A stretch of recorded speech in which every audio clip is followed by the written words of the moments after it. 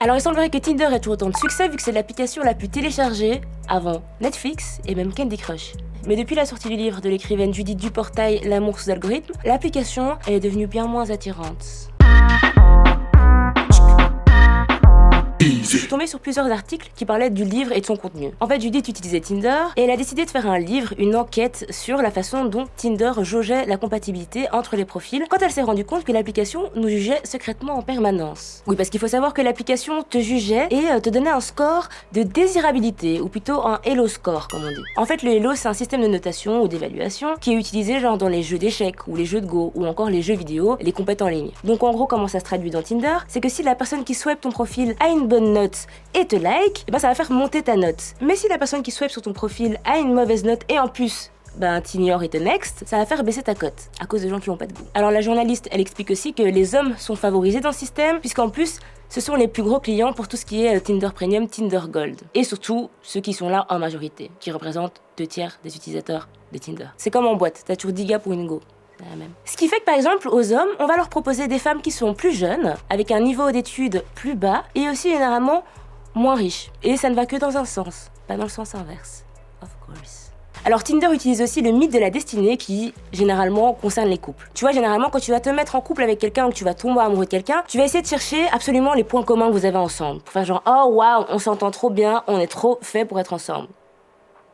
On le fait tous. Et Tinder fait la même chose et te fait croire à des coïncidences. Donc le serveur de Tinder, grâce à tes photos qu'il analyse, à ta biographie et d'autres infos qu'ils ont sur toi, même via ton Facebook ou ton Instagram, ils ont déjà trouvé pour toi des gens qui te correspondent. Mais ce qu'ils vont faire, c'est qu'ils vont te mettre des gens qui te correspondent pas pendant un moment, puis tout d'un coup, tu vas tomber sur la personne qui a trop de points communs avec toi, tu vas te dire « Oh mon Dieu, c'est trop la destinée, waouh, heureusement qu'on est tombé l'un sur l'autre ». Donc en gros, on match jamais vraiment par erreur ou par...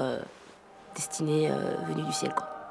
Et comme je te le disais juste avant, l'application analyse tes photos, ta biographie, etc. et fait même de la reconnaissance faciale. Donc en gros, les beaux vont avec les beaux et les moches vont aller avec les moches. Selon Tinder, bien sûr. Donc après, si t'arrives à te mettre sous un bon angle, à utiliser les bons filtres, évidemment, l'algorithme a un peu du mal et voilà, pour la petite astuce. Et c'est la même chose, par exemple, si t'as un café sur ta photo. On va dire que t'adores le café et on va te proposer des baristas. Même chose si t'as une guitare dans les mains, on va te proposer que des artistes ou des gens qui sont fans de musique parce qu'on analyse qu'ils sont fans de musique grâce à leur Spotify. Tu vois un peu le... Mais il semblerait aussi que Tinder analyse aussi ton QI, ou plutôt ton QI supposé. Donc en fait, l'application va analyser tes messages et selon si tu fais beaucoup de fautes d'orthographe ou si tu utilises un vocabulaire qui n'est pas très élaboré ou s'il y a beaucoup de syllabes dans tes mots ou peu de syllabes, si tu retapes, si tu retapes pas, elle va se dire que peut-être t'es pas très intelligent, que ton QI est plutôt bas et va te mettre avec cette catégorie de personnes. Je savais pas que l'écriture d'une personne était liée à son QI ou à son intelligence, déjà.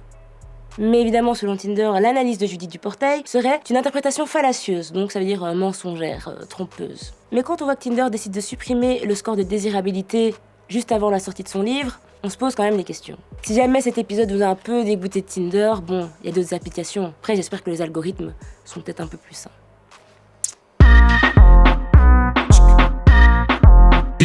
Si t'as aimé cette vidéo, n'hésite pas à t'abonner à la chaîne Tarmac. Et si tu veux encore regarder du Easy, il y a nos playlists. Donc tu peux regarder ceux d'hier, et d'avant-hier, et d'avant-avant-hier, et... tu m'as compris. Et n'oublie pas quand même de t'abonner à notre compte Insta.